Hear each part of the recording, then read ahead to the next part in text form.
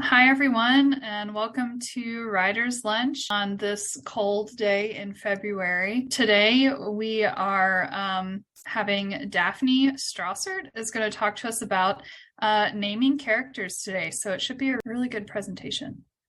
And of all the people to talk about it, Daphne is one of the best because she got to name her own character, and I love that. What? Oh, You yeah, mean with me? your I last named name. myself.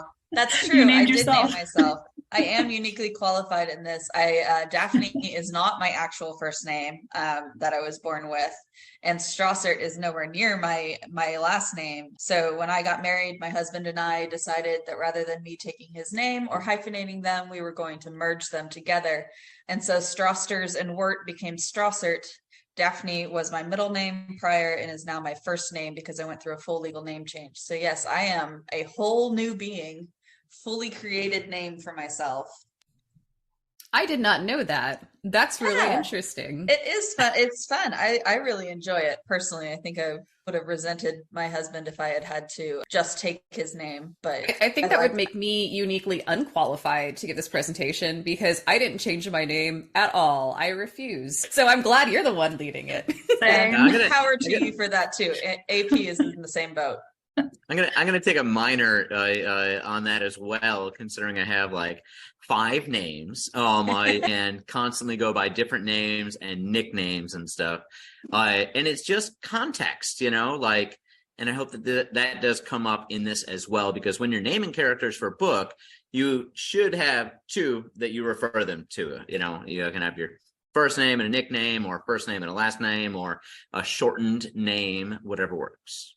Yeah, I think that one thing that I'm really passionate about when I'm writing is naming my characters, and is the biggest roadblock I find in starting something new is finding the right name for someone. And so I'll start writing a story and I have a concept of a character, but I really can't start writing it until I've figured out who that character is and what their name is. I'm very bad about doing the like fill in their name later thing, and choosing a temporary name just doesn't work for me. So we're going to talk about a bunch of different techniques for naming characters, what works for me, what might work for you, and what other people all across the internet have done to name their characters. But first, why? I mean, why does it matter, right? Obviously, I care about it, but why does a character's name matter? And the reason is for the same reason that people's names matter. It is your first impression.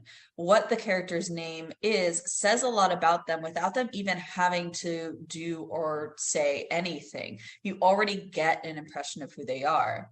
But not just who they are, but also what the world around them is like. It can give you a sense of time. Like, is this the past or the future? Is it now? Is this taking place in the United States or in India or England, Australia? Those sorts of things can be clued in by their name. And if a character's name is out of place for where they are, that gives you additional insight into the character as well, because perhaps they are an alien where they are. And that can have big repercussions for how they are perceived and how the readers and other characters in the story look at them. It also makes characters memorable. Certain names are really very good at sticking in your mind. And the example I'm thinking of right now is Mad Eye Moody in Harry Potter. That's a very unique, very interesting name that said a lot about the character without doing very much, without it being even very long. Gandalf, like you can think of iconic character names: Lolita, Gandalf, Harry Potter, which is an interesting one because it's actually a really common name for it to be so memorable.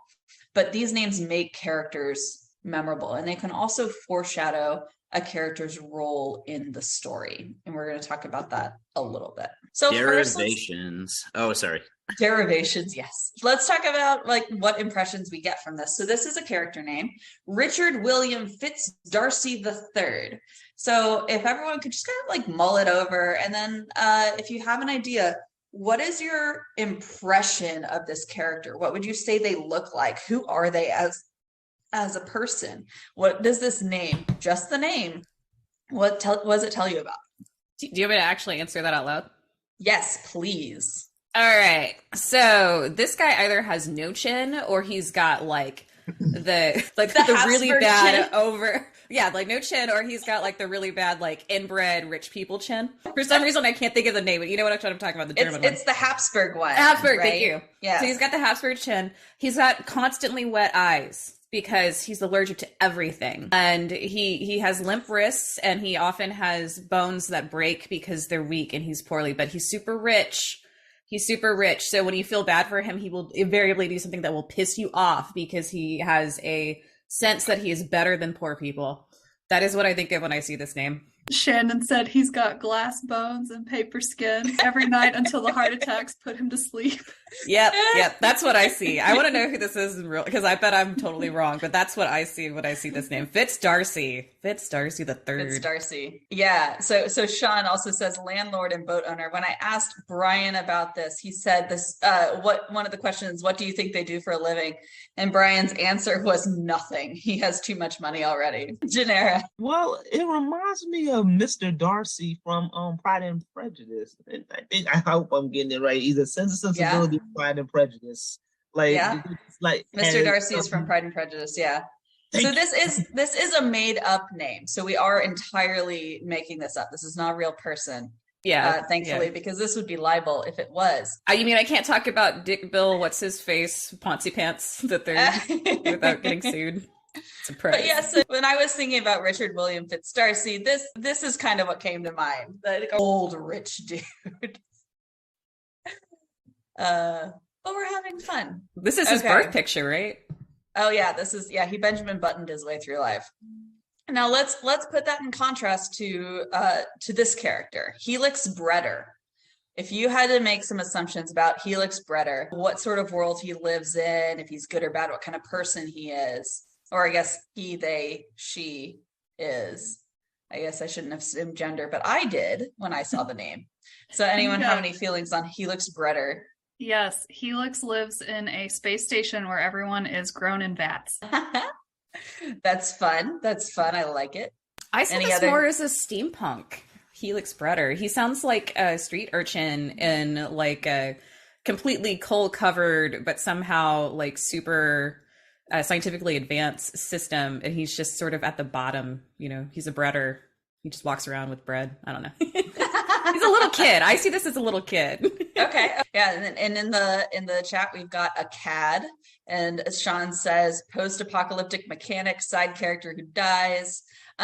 So again, we're getting lots of genre out of this name, right? We're getting a more of a feel. This isn't like a well-off person. This is kind of like I like CAD. I like kind of a CAD, And so this is what I thought of when I saw Helix Breder. Definitely sci-fi, definitely kind of outlaw-ish character. We're going to have some fun exercises as this goes on. So when I ask questions, you are, of course, allowed to answer.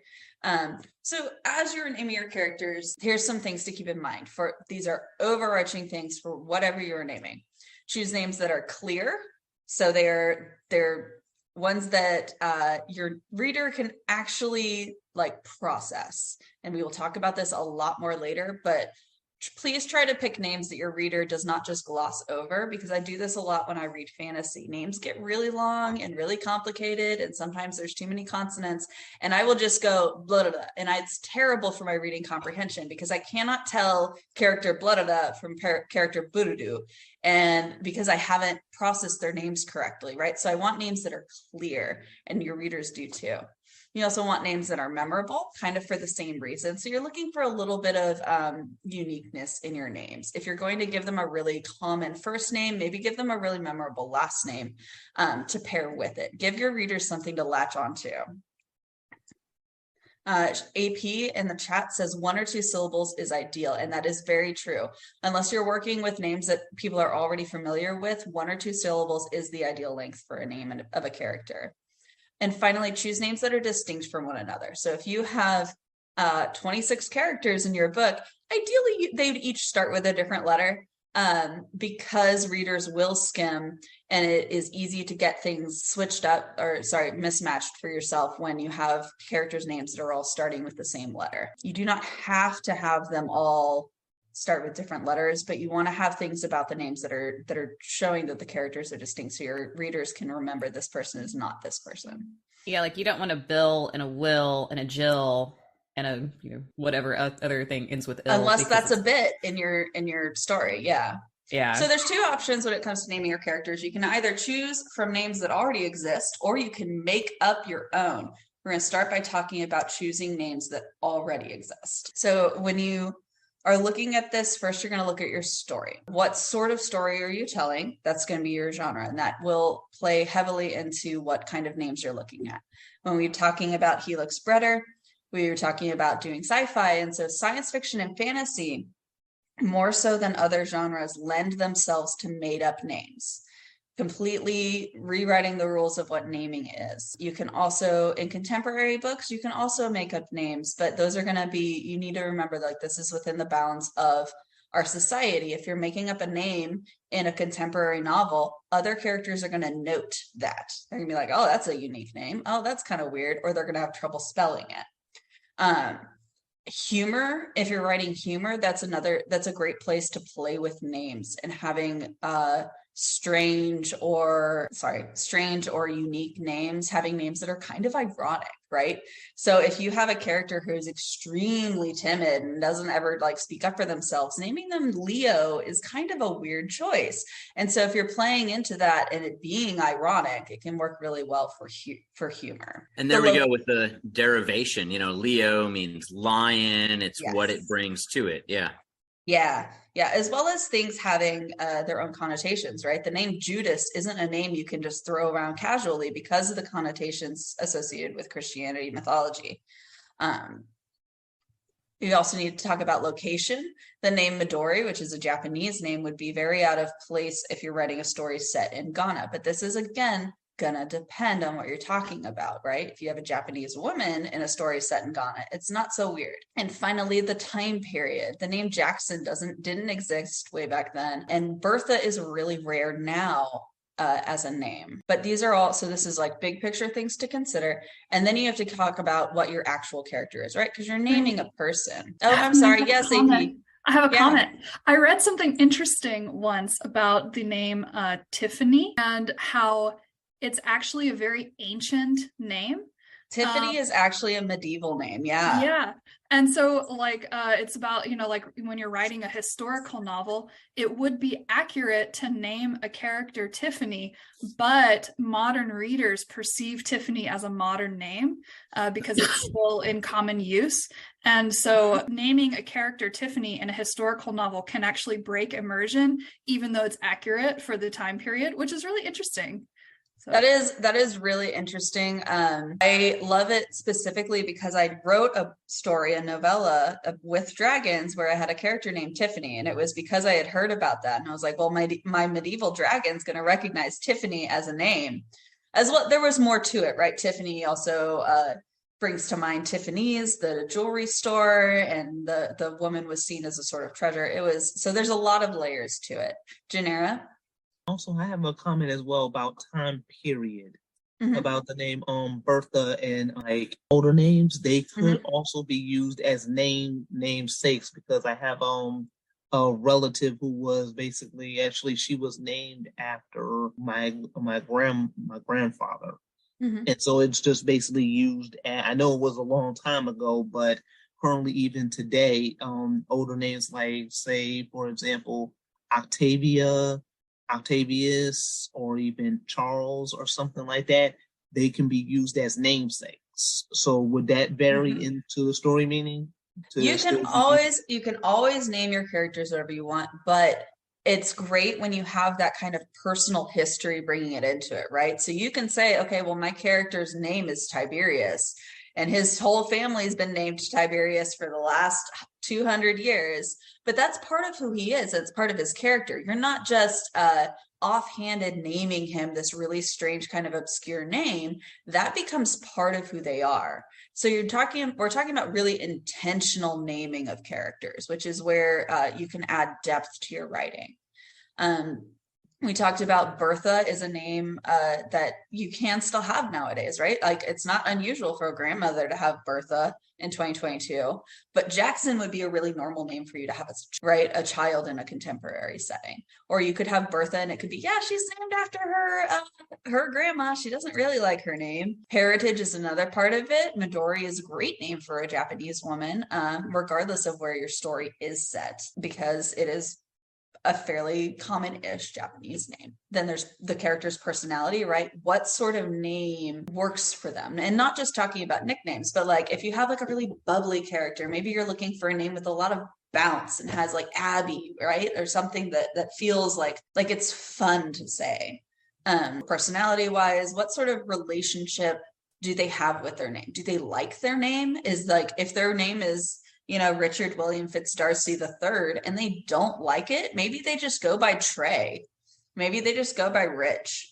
Trey. Yeah, I like Trey. Trey's a fun name. And then finally, who are they in their story, right? Main characters having memorable names is a good way to go because they're going to be the ones you want your readers to remember. There's a book called Snow Crash, and the character's name is literally hero protagonist. That is his name, and it's certainly memorable.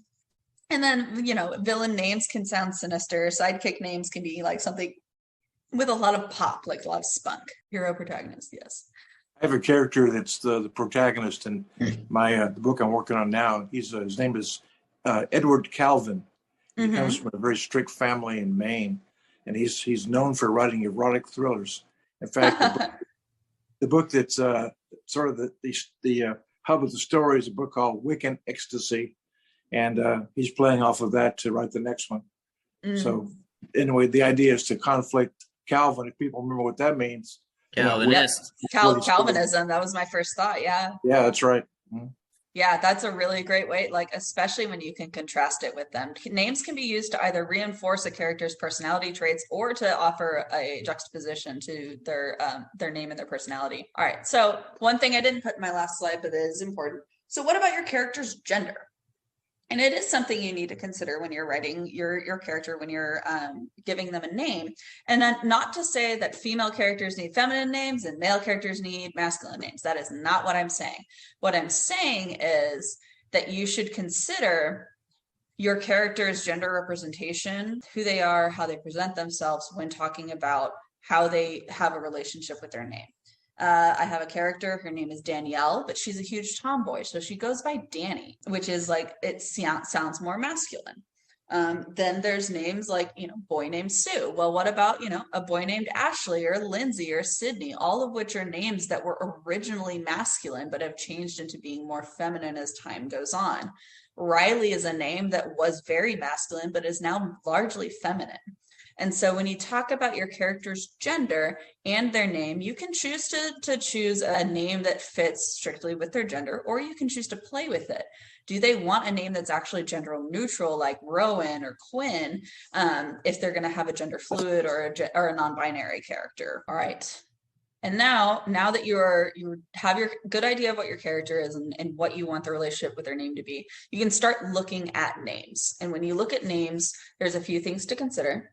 Their meaning, right? So when we talked about Leo before, Leo meaning lion, implying that someone is brave, the meaning becomes more important. Names have very interesting meaning. It's one of the things I love most about researching names is you can find like a trail that leads between names. It gets you to a really interesting original meaning. And it can be something that like maybe isn't so obvious, right? So you have the Puritan names like Felicity meaning happiness, or Patience, or I'm blanking on all of them, Charity. Those names where it's very obvious what the meaning is. Or Prudence. You can have, Prudence. Prudence is great. You can have names that are a little more obscure, right? Either the name has a hidden meaning, right? Ariel is a name that means lion in Hebrew. That's rather than going with something like Leo, which is the Latin version, which we are much more familiar with, something like Ariel can actually mean lion in a more obscure way. Or you could have names that are related to other names. So we talk about origin. If you have a white character, and this is why I've got the 3 little asterisks next to heritage. If you have a white character, please, please, please think twice before giving them a name that is outside of their heritage. One is going to stand out. It might mislead people, and it very much could be cultural appropriation.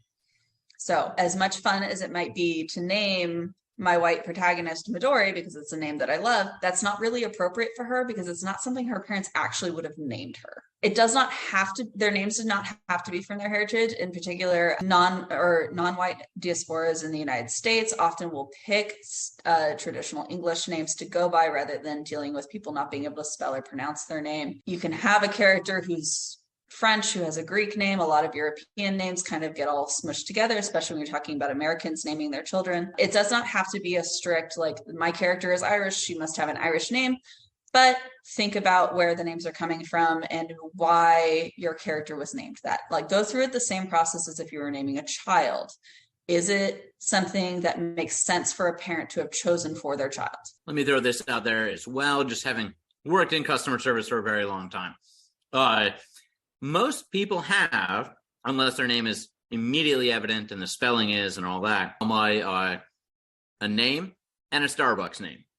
And that is the name that you tell to someone so that they just write it down really quick and you don't have to explain anything.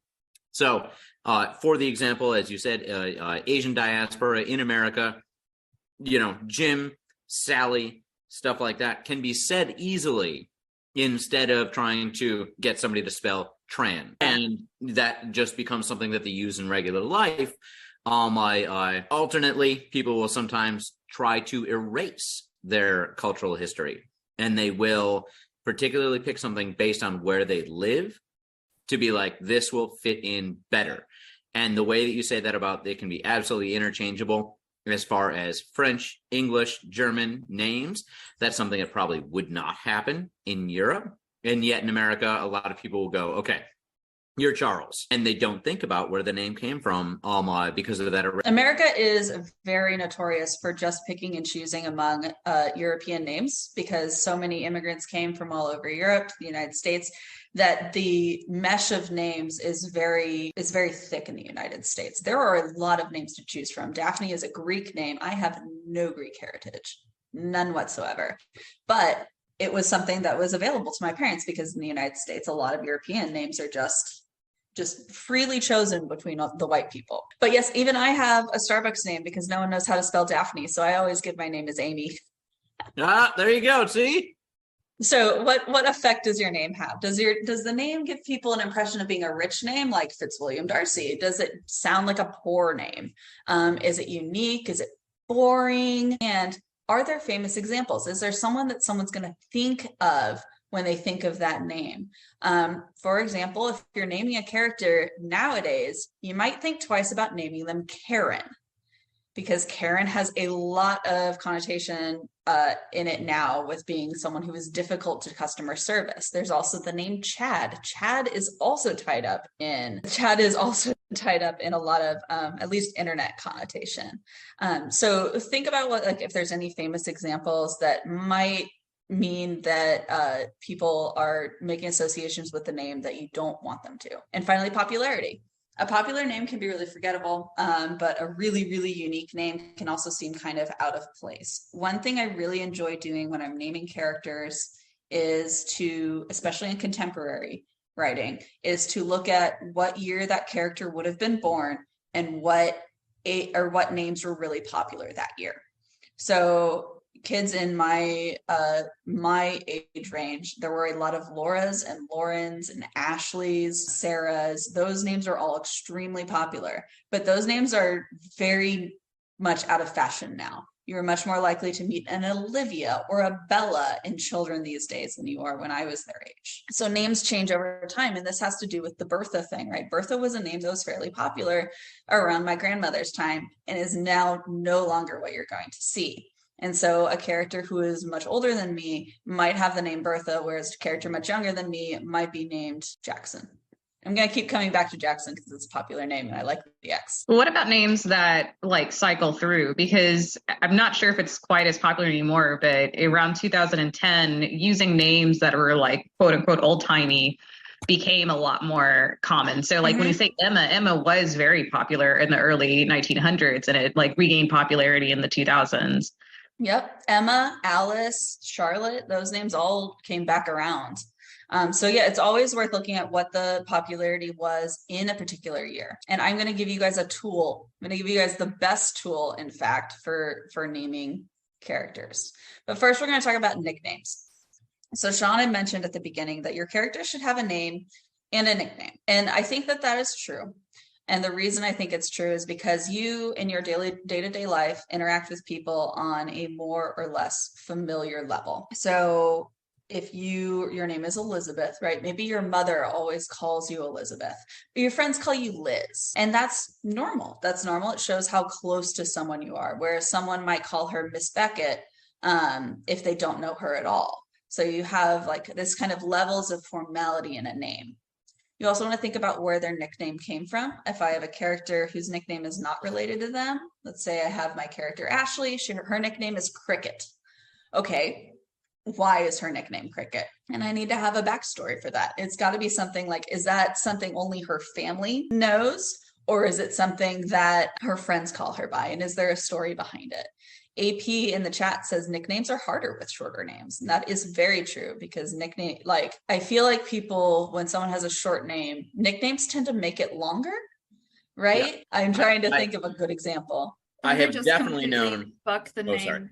Oh, sorry. Sorry, Sean. I was just gonna say, or they just completely buck the name entirely, like your example with Ashley being nicknamed Cricket.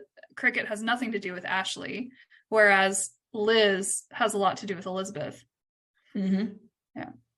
Yep. Oh my! Let me throw this out there as well, which is that nicknames, yes, oftentimes are not just to be short; they are descriptive. And so there was at one point when I was in college, I had to be Buffalo Sean because there was already Sean and there was Chicago Sean. So I needed to be the third Sean, and that came out of it, and that's longer. But another thing, texturally, and you might bring this up later, I'm sorry if I'm stepping on it, is to use two names in a text is often good to break up that text. So you're not using the same name over and over again, and it being repetitive. Yep. I think that's a good point. And I just want to point out something from the chat. Cece in the chat said, these are all just suggestions, an opportunity to put more thought into our rights. Cece, you are 100% right. There are no hard and fast rules. These are just suggestions. It is things that I find helpful in my own writing and suggestions for how you can use it in yours. But yeah, it's if it's something you want to try, take it with you. If you think, no, I got this, you just listen and have fun. These are all just suggestions. Let's see. Oh, I do have one warning about nicknames. Be careful if you overuse them. And this is going to come from one of my horror stories from the slush pile.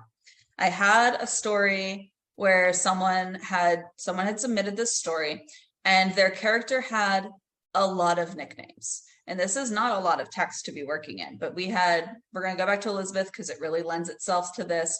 You have a character named Elizabeth, but people would also call her Elle or Liz or Beth, and all of those appeared in the text.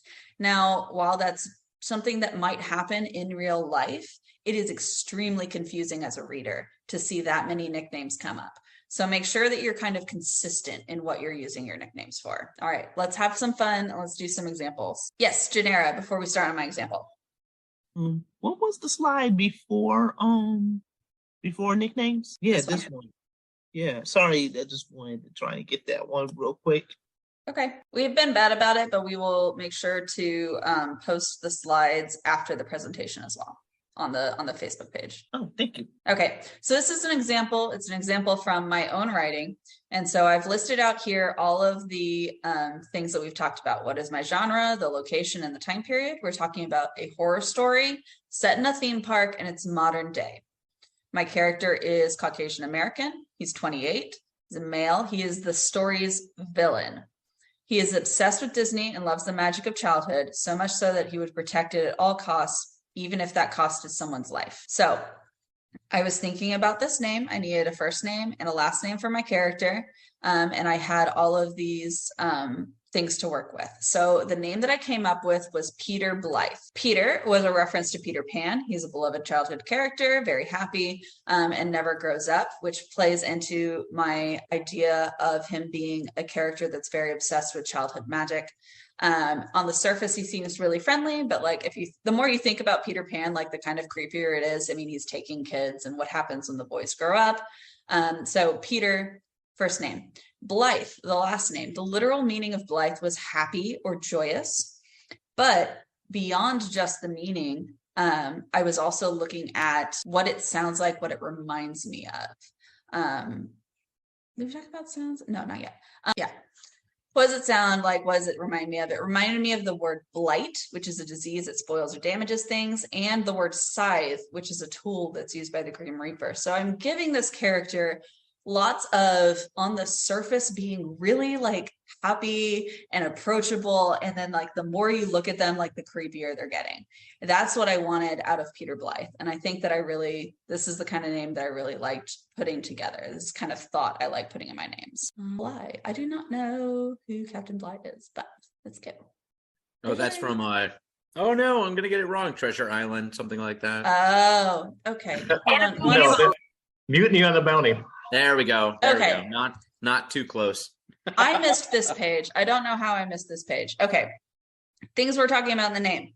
Is it a long name? Is it a short name? Do they like their full, like, are they like Gandalf? They're going to give you all their names? Or sorry, like Dumbledore, and they're going to give you all your names? Or are they going to be like a quick name? Are there any sounds, right? Is there anything that it rhymes with? We talked about in Peter Blythe. It looks and rhymes with scythe. It sounds like blight. Another thing to think about, and this works more when we're talking about the fantasy and the sci-fi names that we're going to be looking at later.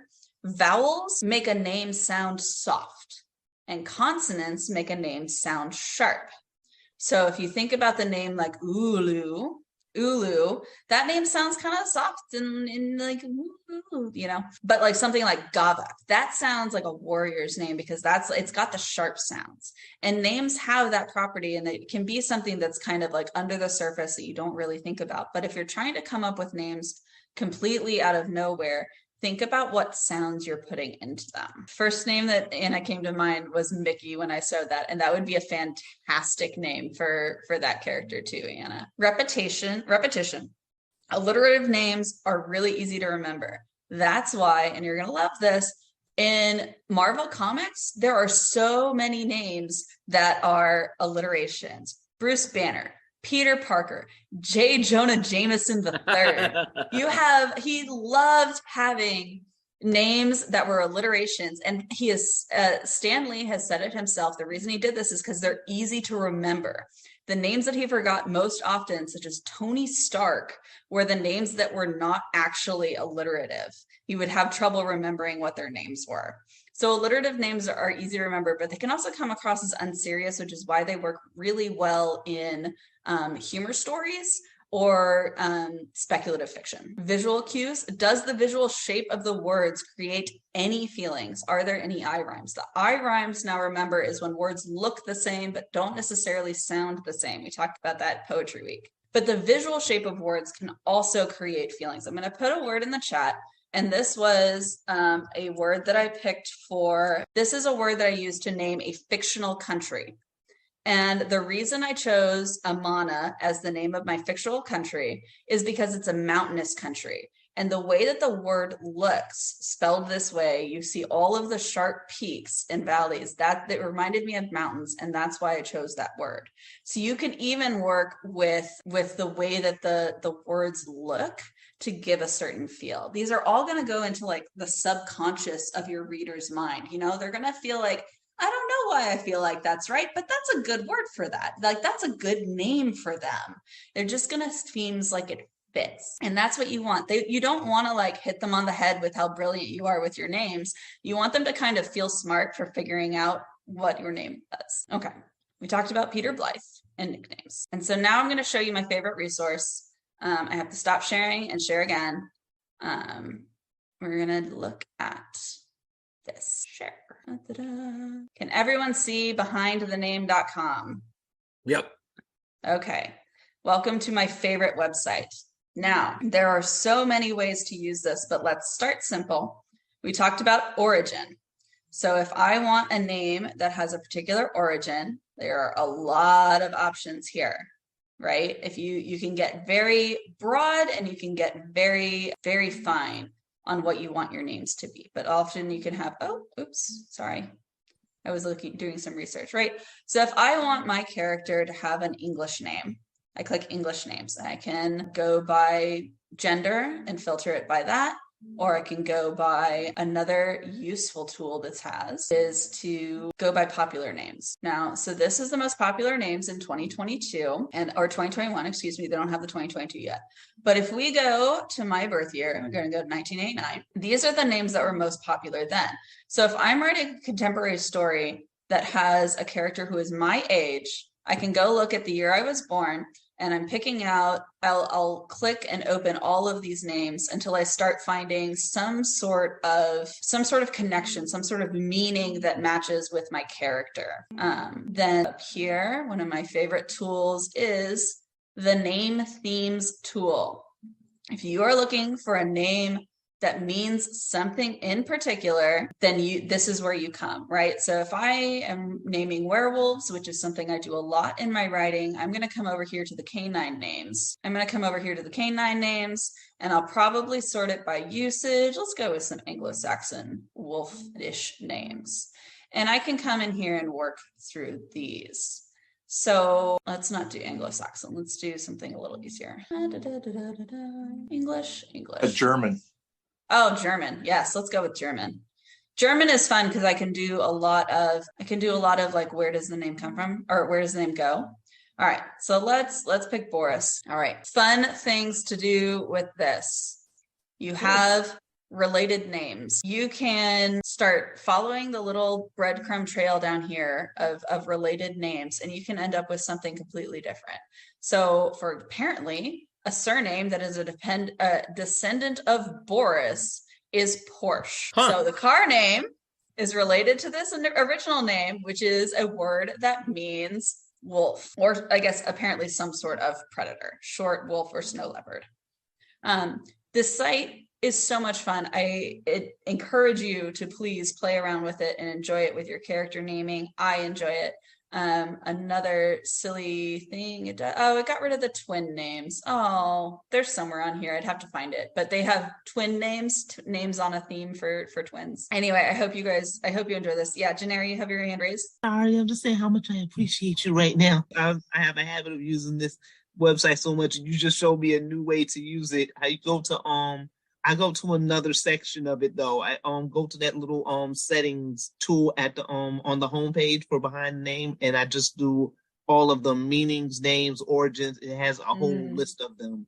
Yeah, they're right there near the magnifying glasses right next to it. Yeah, so their advanced search features are extremely good, including something that is really crazy to me, which is sounds and syllables. So if you want a name that has a double B sound in it for whatever reason, you can just come here and say, I want a name that has double B, double N, double whatever. Community impression. Oh, shoot, I want to show this. This is one of my other favorite features. All right, random name, Elijah.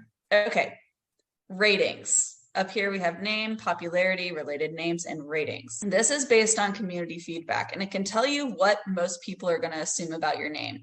Is it masculine or feminine, classic or modern, mature or youthful, natural or urban, right? So this can give you an idea of what sort of impression you're giving your readers with just this name. I also like the popularity one because you can see, for example, if you are named Elijah in 2021, that's not too weird, but being named Elijah in 1980 was really weird. And it can show you not only in the United States, but they've got these other countries here too. Anyway, great tool is how I usually will show or usually look for names for my characters. Okay, let's share this again. All right, but there are other resources. Michael Lipinski, Jerry, I love it. Lipinski. Oh, so good. I spend a lot of time naming werewolves, so I have a lot of I'm nothing if not obvious. I'm gonna get it. That's the best part. Okay, so there's other resources though behind the name is my favorite, but you can also look at Nameberry, babynames.com, any baby naming website. Wikipedia is a great source for common names, not just first names, but last names, and they will do them by country. So if you want to have a character from South Korea and you're wondering what a good last name, first name for them might be, go look at Wikipedia, find out what the common last names and first names are. Let me throw a version of that out there, which is to say, hopping onto newspapers from other countries and just kind of reading a few stories, looking at who the author of the article is or any names mentioned in there and not using them directly. No, you mash them up so you're not using some famous person's name or random person, but you can mix and match that way and see just kind of what are some popular names or typical names in other countries. Yeah. Looking at ancestry.com is a great choice. Pinterest is awesome if you're looking for modern names, because that's where all of the Pinterest moms go to share their baby name lists. And so you can kind of see like if you're looking for themes, right? Like a forest baby names or something like that. Pinterest is a great resource. Shannon, I'm obsessed with your werewolf detective named Chase Katz. But if you're looking for what we're about to start looking at next, which is fantasy names, there are also online name generators, which will make up names for your fantasy characters if you'd like to. I'd like to also add in life experience, and this is where it's fun to name characters after loved ones, assuming it's a good character, and your enemies. It's very vindicating to put them as the evil characters who get what's coming to them. All right, so let's have some fun. We're going to do a little exercise. This is my character, just like we did with Peter Blythe. I don't have an answer for this. This is for you guys to play with. We'll take like 5 minutes. Everyone have some fun trying to come up with a good name for this character. We have a Hispanic woman, age 23. She is our protagonist. And this is a romance novel. She's part of a circus. She has spent her life traveling from town to town, never making many friends. She loves the trapeze and the tightrope, and she falls in love with the new ringmaster.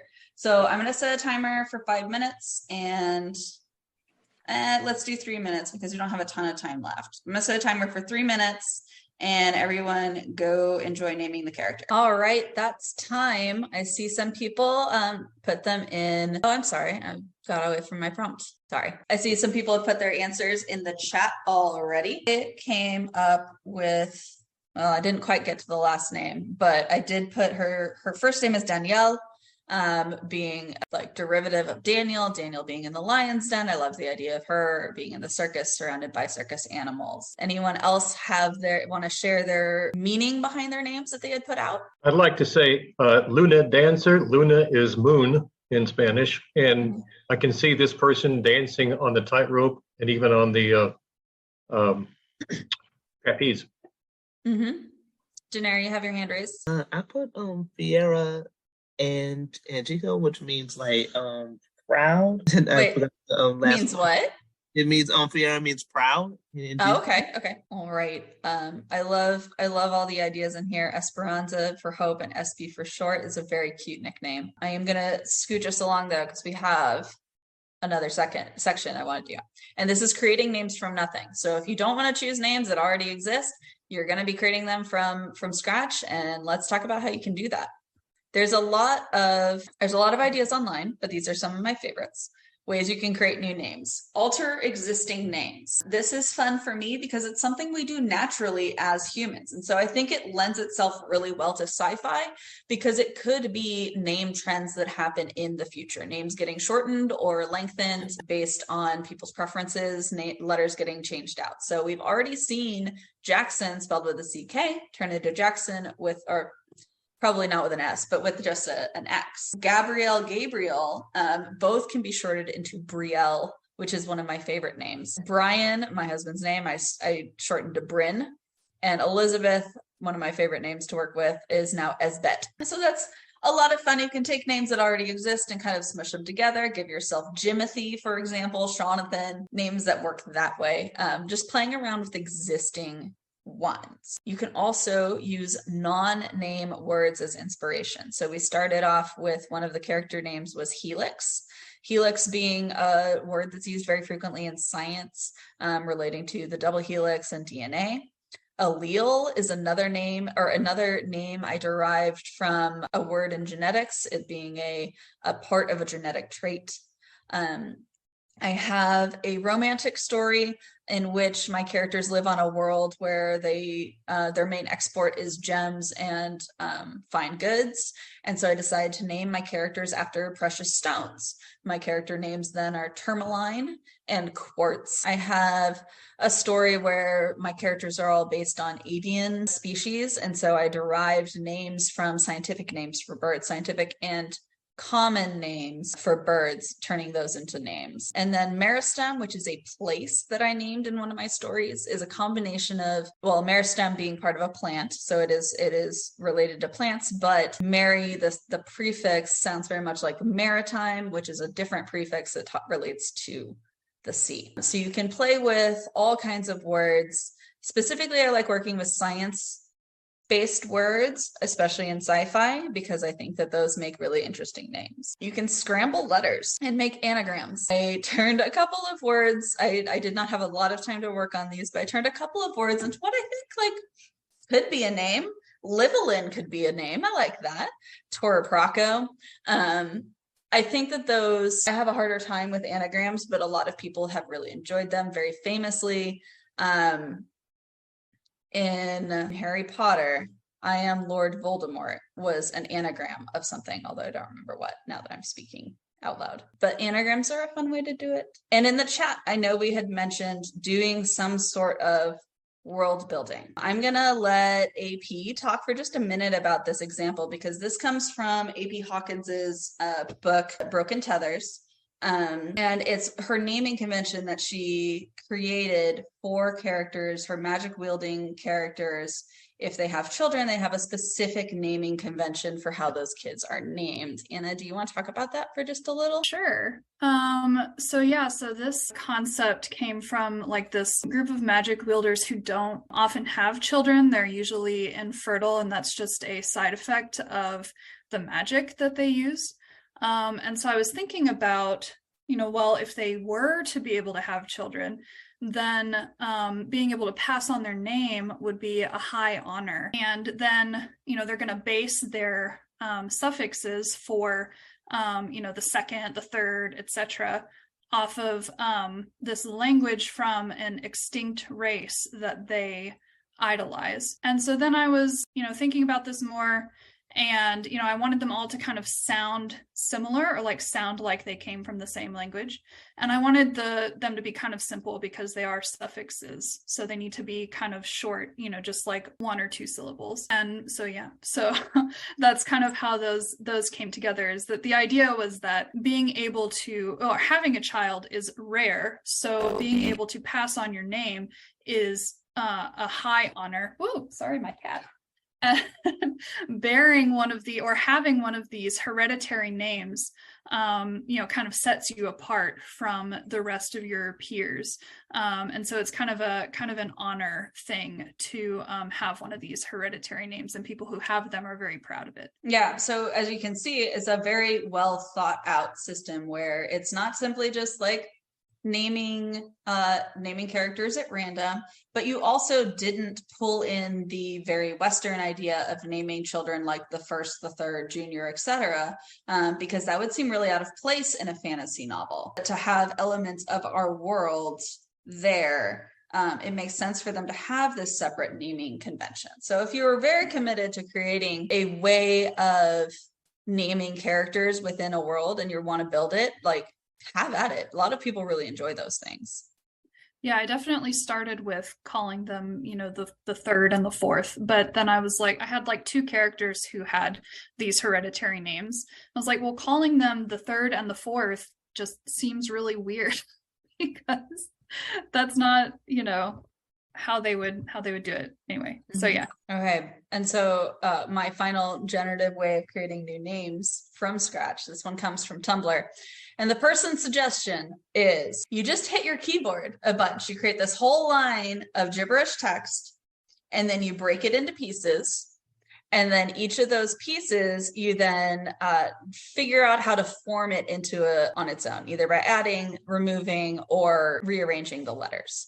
So here is my gibberish text. I broke it into these words, and then I have the names Alway, Ohaig, Mikoff, Loija, Engel, and Ilka, which are, I think, pretty passable fantasy names. It's something that you could definitely use, especially if you're looking to create really unique, really interesting names.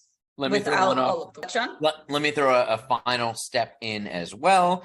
You throw something out there, you think you're making up a gibberish name, Google it, because definitely something like, for example, Ilka, may be a real name out there. And so, this goes to, altering existing names, moving back, but so much world building in fantasy sci-fi is based on existing cultures. And for example, Dune, back when it was written in the 50s, and the subsequent books in the 60s, using Arabic words and Hebrew words was very far out for many American readers, and so they thought that he was making things up. But in this very interconnected world we have today, Dune comes back around, they make a movie about it. You have to acknowledge all of those things where he's getting his influences from. And so those derivations are laid bare. Yep. There was a similar thing. There was a movie where a character who was portrayed as being Christ-like actually had a name that meant devil in Arabic, and it was supposed to be this big twist. Except all the Arabic speakers were like, yeah, we saw that coming. It's literally his name. Cece. Hi, Daphne. So I gave you a nickname and I put it in the chat and said Fina. Okay, that's lovely. I actually don't usually have nicknames because I don't like being called Daph. And so I like that you created a nickname for me that is not Daph. I love it. Thank you so much. Yes, thank you, Sean. My nickname is Fini. So Fina works very well. Okay, and since we are talking about sci-fi and fantasy, we have to talk about apostrophes. And apostrophes are one of my biggest pet peeves. I know some people love them. I find putting random apostrophes in fictional names to be really annoying. Personally. This is a personal preference. Oftentimes, I think that they're just trying to make names sound exotic, but don't have like a purpose in them. But the problem with using it for exotic purposes is that there are actually a lot of normal names that do have apostrophes in them. So over here on the right, I have a series of names. Some of them are real names of actual people. Some of them are names from fiction. And so we've got O'Brien, which is honest to God last name here on Earth. Falar, which is from Dragon Riders of Pern, if I am not mistaken. We talked about Dune. So here's Muad'Dib. Takia, a name of my friend's name. And D'Artagnan, which is a last name and a character from the Three Musketeers. And so when you are using your apostrophes, just be aware that they can make names difficult to read. They might annoy readers like me, but if that's how you feel called to do your name, especially if it does have a purpose or if it serves to break up the name to make it more pronounceable, feel free. But I had to talk about apostrophes because I do not like them. There are cultural references, to a lot of this, and you are making a reference, by doing it. And a lot of times people think the Star Trek kind of way of doing things is, yes, that it is just for phonetics, but you definitely can be hitting things like Takia, like O'Brien, where it has a reference. Yeah, so like with O'Brien, I mean, I can't say it for, other names that have apostrophes, but generally that meant that something was being left out of the name because it was too long. So O'Brien means son of O'Brien. But if you're adding stuff in for other characters that don't exist in any cultures that we know, it may leave people wondering like, okay, well, what does this stand for? Yep. Okay. I do have a final exercise, but we don't really have time for it. So we are going to skip it. But it's homework. Yeah, it's homework. We'll post the slides and you guys can go back and look at it later. But anyway, so I'm Daphne Strassert again. I am a writer and an editor for the upcoming Tomeworks Collective. You can find out more about me at daphnestraussert.com, and you can follow me on every social media as Daphne the Writer. I'm glad you guys came. I hope you had some fun. I hope you learned some stuff and you know how you're going to go be building character names in the future.